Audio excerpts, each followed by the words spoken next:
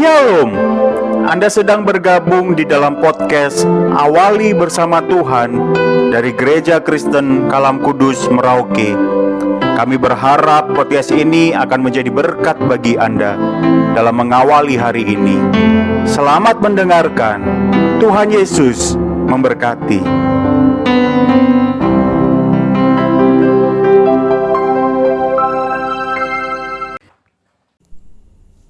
Shalom, selamat pagi Bapak Ibu yang terkasih di dalam Tuhan.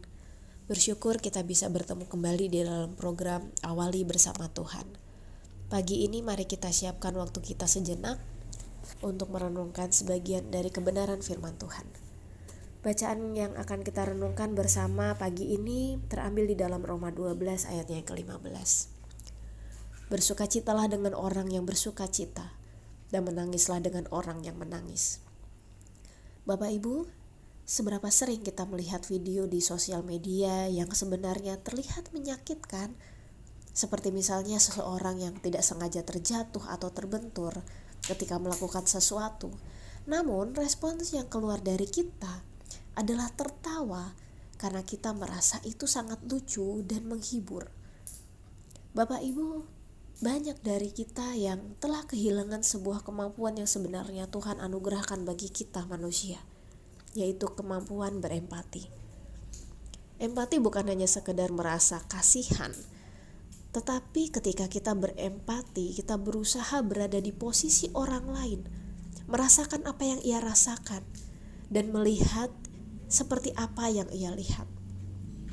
Di dalam suratnya kepada jemaat di Roma, Paulus menegaskan mengenai hal ini, di mana kita belajar untuk bersuka cita bersama orang yang bersuka cita dan menangis dengan orang yang menangis. Ini adalah bentuk kasih kita kepada sesama. Ketika kita berempati dengan orang lain, orang tersebut akan merasa dimengerti dan dipahami, sekalipun kita tidak memberikan solusi atas permasalahannya. Bapak Ibu, Yesus juga telah berempati terlebih dahulu dengan kita. Yesus menangis ketika Lazarus meninggal. Yesus merasakan belas kasihan yang begitu dalam ketika melihat ribuan orang mengikuti dia seperti domba yang tidak bergembala.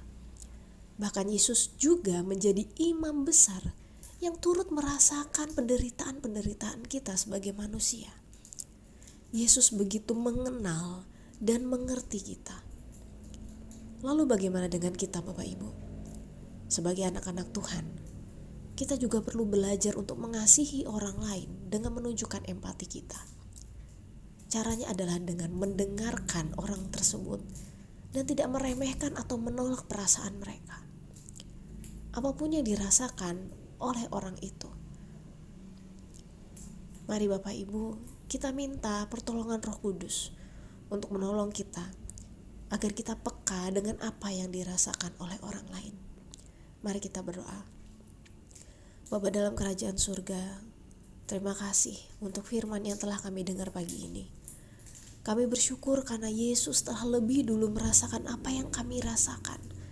Kami bersyukur karena Yesus telah lebih dulu berempati dengan kami. Dan saat ini, tolonglah kami agar kami juga bisa berempati dengan orang lain dan menguatkan mereka. Dan kiranya lewat kasih kami, mereka juga boleh merasakan kasih Tuhan. Dalam nama Yesus kami berdoa. Amin. Sekian renungan kita di pagi ini. Teruslah muridkan satu orang lagi bagi Kristus. Selamat beraktivitas Bapak Ibu Saudara. Tuhan Yesus memberkati.